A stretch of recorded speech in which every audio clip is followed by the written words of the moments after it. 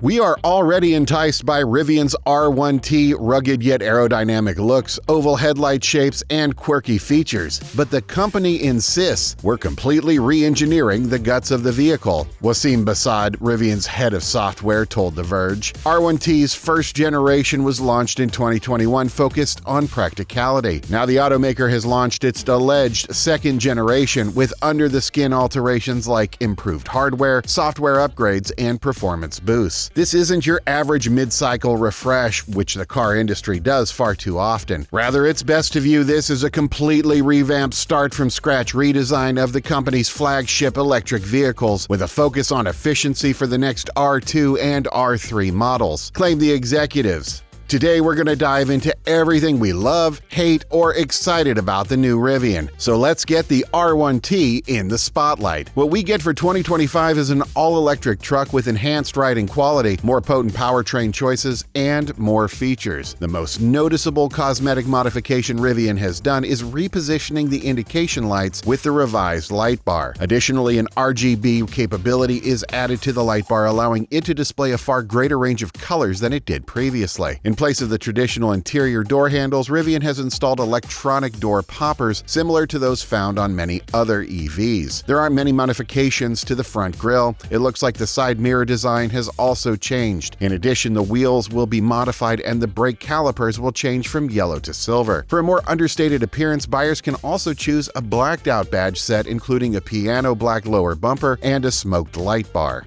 One detail from the spied online vehicles intrigued us was the missing tow hooks. This hints that Rivian may make them removable or optional, as we already saw on the Tesla Cybertruck. Considering that tow hooks are rarely required, this makes reasonable sense. The R1 refresh has two other main areas of change: the engine and the production line. The latter's manufacturing capacity has been increased from 150,000 to 215,000 vehicles annually through optimization. Though Rivian provided guidance for fewer than 60,000 units in 2024, it doesn't necessarily need that much capacity right now. This accounts for the factory's production stoppage for equipment improvements. Rivian will be able to modify the R1 design as needed using the additional equipment. The EV startup has already shown us how to swap out welded components for die-cast ones. Rivian intends to increase the number of sections within the R1 constructions where castings are used in the future. The idea is to use mega castings in place of substantial welded portions, much like Tesla did with the Model Y and Cybertruck. In addition to mega castings, it's reported that Rivian will use a structural battery pack in the upgraded R1T and R1S cars, stating that the new packs will save the company thousands of dollars per vehicle. According to officials, new batteries will be lighter and simpler to assemble within the vehicles, with a simplified battery pack and module structure. The underlying theme in this R1T is vertical integration. Although Rivian continues to have vendors, but more pieces of the R1 EVs are made by its engineers, designers, and production workers than ever before. For instance, Rivian now internally designs, engineers, and manufactures its motors. In order to enhance ride comfort and save range, the company is also in charge of redesigning a heat pump-based thermal system. Additionally, they're in charge of creating a new electrical architecture and compute platform that lowers the number of electronic control units, or ECUs, needed to operate the vehicle from 17 in its first generation to 7. With the use of this innovative zonal architecture, Rivian is able to construct its vehicles more quickly and eliminate more than 1.6 miles of wiring from each vehicle, saving 44 pounds of weight. Even the 11 new high-resolution cameras and 5 radar that comprise its perception stack, which supports its advanced driver assistance system and safety features, were created in-house. Next up is the drivetrains and batteries. There are 4 main configurations available for the second-generation Rivian R1 lineup: dual motor, performance dual motor, tri-motor, and quad motor. Beyond the drivetrain, a driver can choose from a variety of battery pack configurations and additional amenities, which raises the price even further. The battery modules in the Big and Max battery packs have also been redesigned by Rivian. 3 distinct battery packs can be used with the dual motor and performance dual motor drivetrain configurations. The base model, the R1T, is $69,900 and R1S at $75,900, is a dual motor device with a standard battery pack. Interesting Interestingly, this variant has an EPA-estimated 270 miles of range thanks to a lithium iron phosphate battery. From there, the dual-motor large pack and dual-motor max pack trims have slightly larger battery ranges and costs. The maximum pack range of the R1T dual-motor and performance dual-motor is 420 miles. When configured similarly, the R1S is thought to be able to cover 410 miles on a single charge. By including a tri-motor drivetrain trim that uses 2 motors in the back and 1 in the front, Rivian has increased the number of alternatives. This trim is only compatible with the maximum battery pack. With 2.9 seconds to go from 0 to 60 miles per hour, this combination produces 850 horsepower and 1,103 pound-feet of torque. With an estimated 380-mile range, the tri-motor max pack trim is priced at $99,900 for the R1T and $105,900 for the R1S. The quad-motor max pack trim from Rivian completes the lineup. It boasts an astounding 1,025 horsepower, 1,198